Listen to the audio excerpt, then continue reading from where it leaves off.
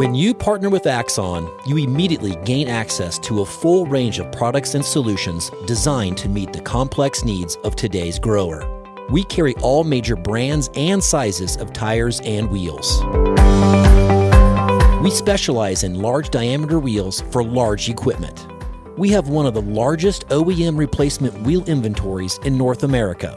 Known for extreme flotation setups, duals, and triples, we have wheels for all makes and models of tractors, sprayers, combines, and grain carts. If we don't have the wheel in stock, we'll custom build, sandblast, and paint in-house. There isn't a more vast inventory in North America dedicated to helping dealers move more iron. With facilities on the West Coast and in the heart of the Midwest, leverage our 230,000 square feet of indoor inventory to solve any problem a grower may have.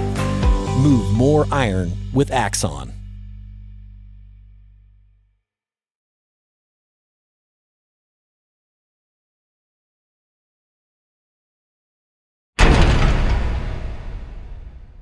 Moving iron.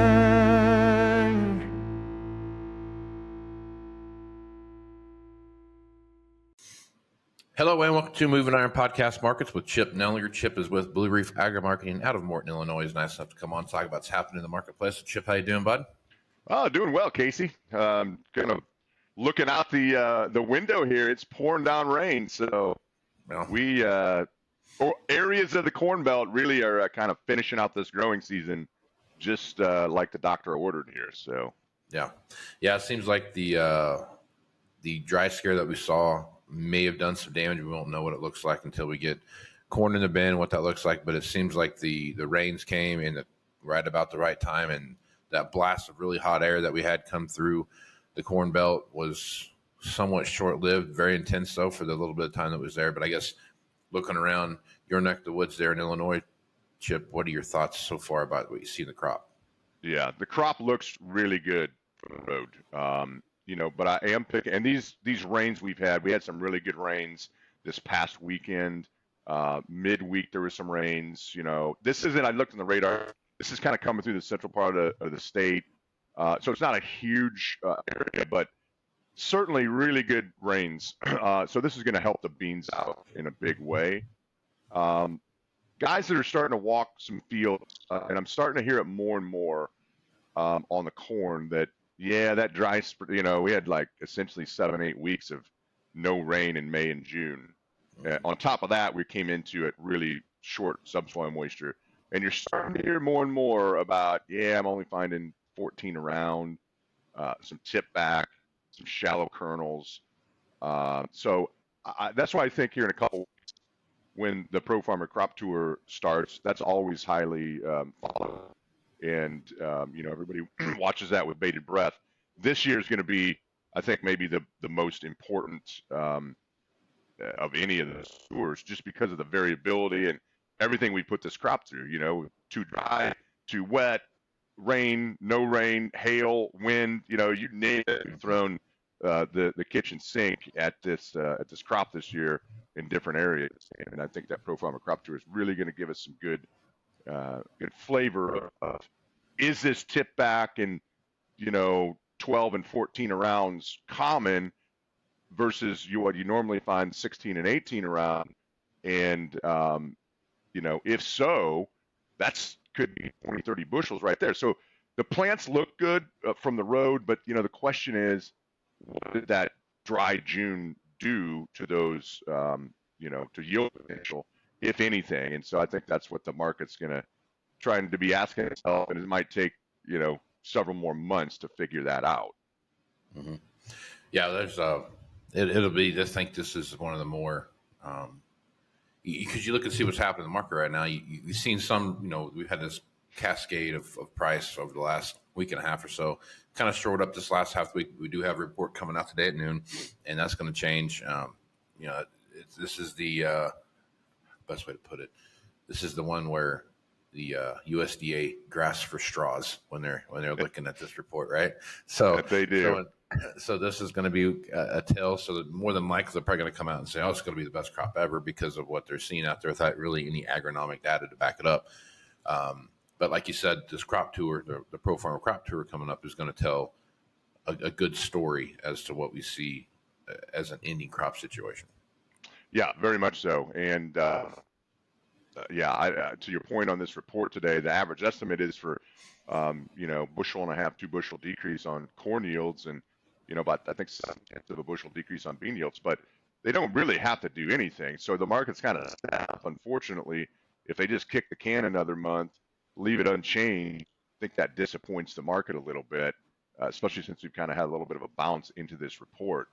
But as you look at, I'm a big believer of seasonals, watching seasonals. I think generally the market does. And as you look at corn over the last 5 years, interestingly enough, just in the past 5 years, on average, we put our harvest low in, I think it's the 22nd, 23rd of August. So that's, right when that pro farmer crop tour is going on. And so I could see that potentially setting up where the market, says, oh, this is just a great crop. It's a record crop coming. And then, as they get out into this, if this is a big if they're seeing, hey, this dry June and the heat, during pollination, it did do some damage. It's not quite as good as what we thought. You put your low in and there you go. But they're going to find, I can guarantee it, they're going to find everything. They're going to find stuff that is pretty ugly. They're going to find stuff that's as good as last year. It's just, is it as consistently as good as last year? I'm not in that camp myself. So if you use the Bro Science report that comes out of Twitter, you're going to get the, I'm like one rain away from a bumper crop, and then I missed 10 rains ago, so my crop is crap. So there's the spectrum of what you see out there. Yeah. Typically, when it's a good crop, you see a lot of, we've got a great crop, got a great crop, got a great crop. But there's as many guys saying that my corn looks like crap as much as there are. Man, I got the best crop I've ever had, and it's going to be a very interesting fall harvest. And this, like you said, the pro farmer crop tour is going to be a very watched report as it comes out. Yeah, and interestingly enough, the market figures that out. It figures it out quicker than it ever used to. Now sometimes it takes the combines starting to roll, but that information gets disseminated pretty quickly, especially now with Twitter and social media. Yeah. And the market does a pretty good job of figuring out, okay, is this a big crop, or do we have some issues? So, we're on track for continued volatility as we go forward here. And that's just one piece of the puzzle. We're talking about what is the final crop size. We're going to be debating that until January. But, throw all the other information on there with the Ukraine-Russia war, this Black Sea issue is still not going to go away. And the wheat market seems to shrug that off. I think it's maybe, a little short-sighted. We've seen some rallies in the past. They haven't been able to hold. But if you throw all that other information out there with Black Sea, China's had some massive flooding. It looks like in their key ag areas, there's no way, even though they say we're in good shape, you can't believe anything that they tell you. You have to go by what they show you. And they continue to be buyers, even of our beans in the last 2 or 3 weeks. So on top of, massive amounts of Brazilian beans. And so that demand story is still out there, especially for beans. Throw in the geopolitical stuff, throw in continuing weather and what our crop size is, and we're going to continue to have volatile markets, for the foreseeable future, probably clear out into winter and next spring. Yep. All right, let's jump over and talk about wheat for a minute. So wheat has been, the corn and soybeans always kind of steal the show when it comes to that. Wheat's kind of the silent thing in the background that is just, it's gotten beat up just like everything else has, but it's still, the volatility in wheat is I think unmatched even when you look at corn and beans. It's just the volatility there because everything's hinging on Black Sea corridor. Now we're blowing up all the different grain terminals and all the different situations in Ukraine. Ukraine's blowing up all of Russia's stuff in the Black Sea, so it's just a mess. Russia comes out today with a even steeper export tax on wheat, so they're raising that up. India came out and said, "Hey, we're gonna start releasing some wheat and some rice back into the marketplace." If they were really scared about that to start with, I gotta believe this is a pretty short-lived thing. They're just trying to get some geopolitical points here on the board to help them with things down the road as they start making their changes with what they see happen in their crops. So, I mean, I guess as you look at the wheat market, there's a lot of signals that are pointing towards this wheat price really taking off and going. I mean, I've talked to guys. I'm not talking to guys. I've watched reports and read stuff, where some guys are throwing out $10 to $12. So I mean, that's a big number out there. But I mean, we weren't that far from that about 2 months ago. So I guess, Chip, as you're looking at the wheat market, what are your thoughts there, and what do you see ahead of? Yeah, I think to your point, all of those issues are friendly, right? And the futures market has tried to rally a couple times, and it can't follow through. And I think the wheat market, especially, is such a world market, such a political market. There's no question in my mind that we've seen a turn in this war using ag and exports of ag as a weapon. Mm-hmm. And the thing about the wheat market is, in my opinion, I still think that there's some life left in this thing. The India situation, they're releasing reserves, their government reserves, back in domestically to keep prices from skyrocketing. They're talking about importing Russian wheat. India is usually a large exporter of wheat. So that whole region, that, Asia Pacific region that would, take some wheat from India, this is a big deal. But the problem is the world cash markets they've stabilized, but they haven't really started rallying yet. And I think it's going to take that before the futures market finally says, okay, we got some issues here and we need to go higher. I don't know when that happens, but I think it does eventually happen. And the funds have a massive short position. They've been rewarded very well for selling every single rally that wheat has had. And so one of these days, if the world cash market starts rallying, it will kind of lead the futures market along with it. It'll trigger the funds to get out of their shorts and take profits, and you will get finally that big rally. Now, I don't know if that's 2 weeks from now or 9 months from now, but I still think that is a possibility. On top of that, you've got some dry weather concerns in the southern hemisphere for their wheat. Parts of Australia are starting to get a little dry. They really haven't. This is kind of slipping under the radar.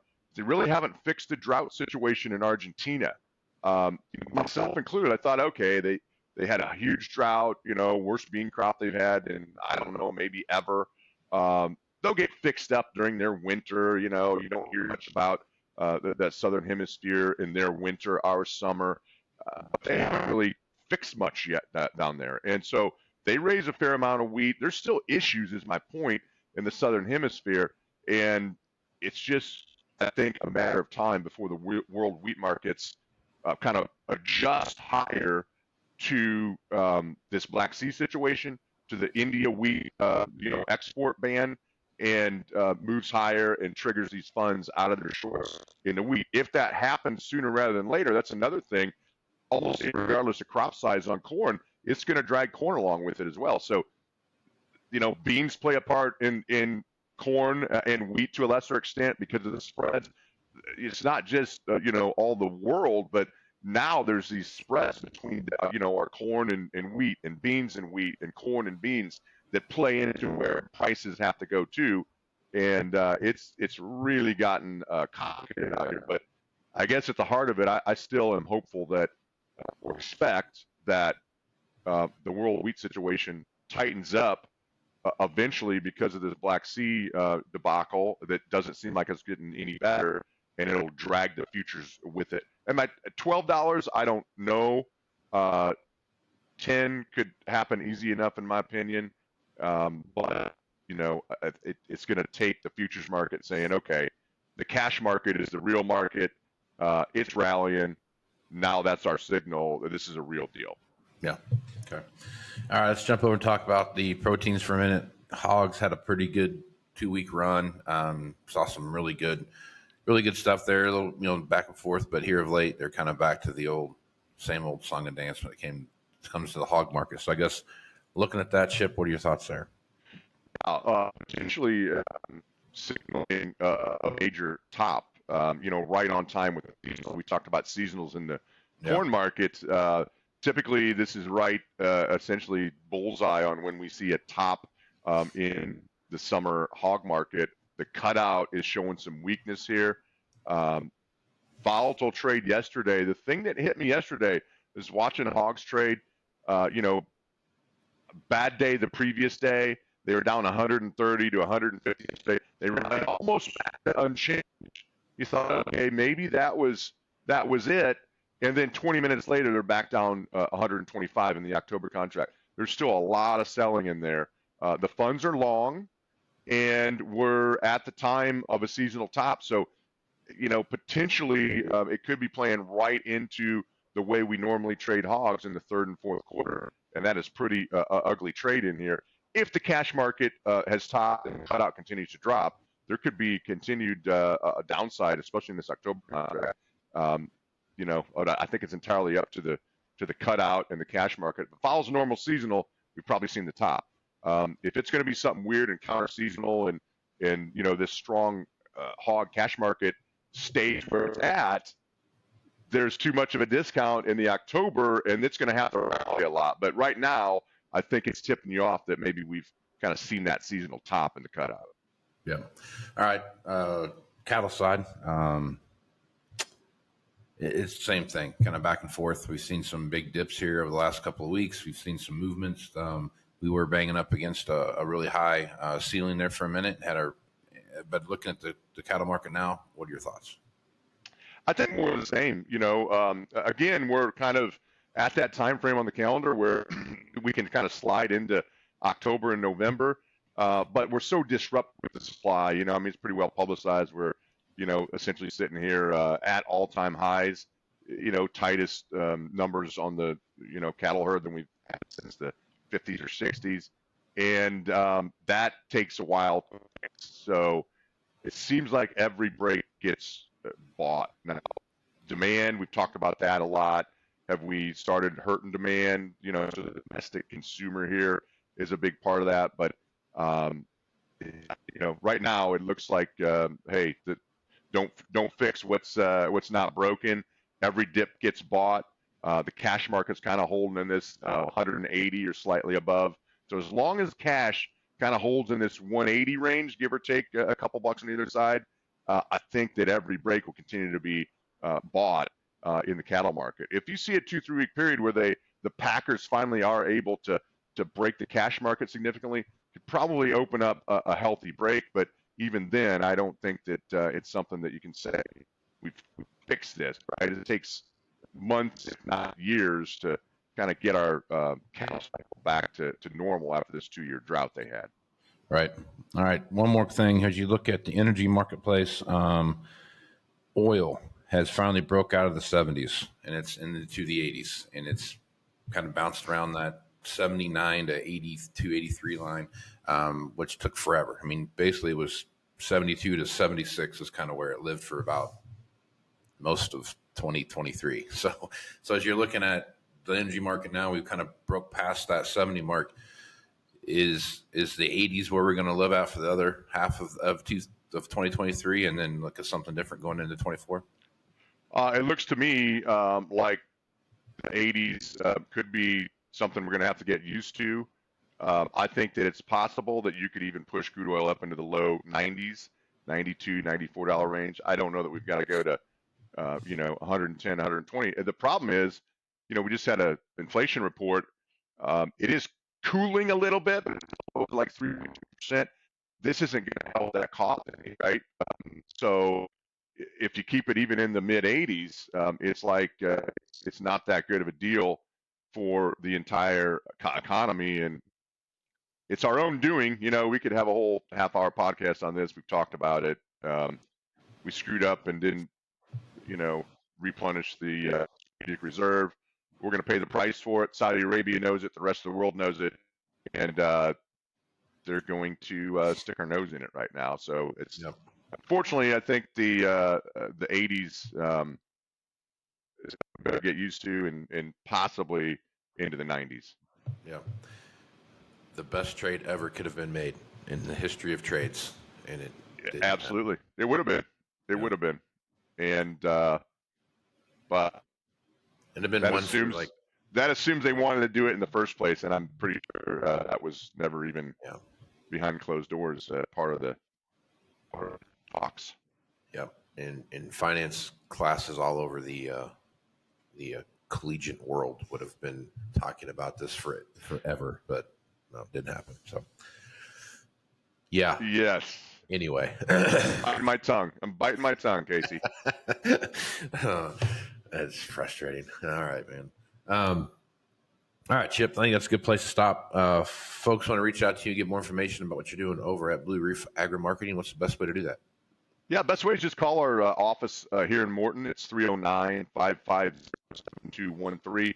And we'd love to talk to you, love to chat with you, tell you what kind of our philosophy on risk management, and kind of maybe see what ways you could improve your risk management plan and the integration and implementation of that. So we'd love to hear from you. Right on. Well, Chip, appreciate you being on the podcast. We'll catch you next week. All right, thanks, Casey. Right on. I'm Casey Seymour with Moving Iron Podcast. Check me out on Facebook, Twitter, and Instagram at Moving Iron LLC, LinkedIn at Moving Iron Podcast, and go over to the YouTube channel, which is the Moving Iron Podcast YouTube channel. Go to Moving Iron LLC for everything Moving Iron related, and check out what's going on over there. So with that, I'm Casey Seymour with Chip Nellinger. It's going to be some iron, folks. Out. Moving iron in the 21st century.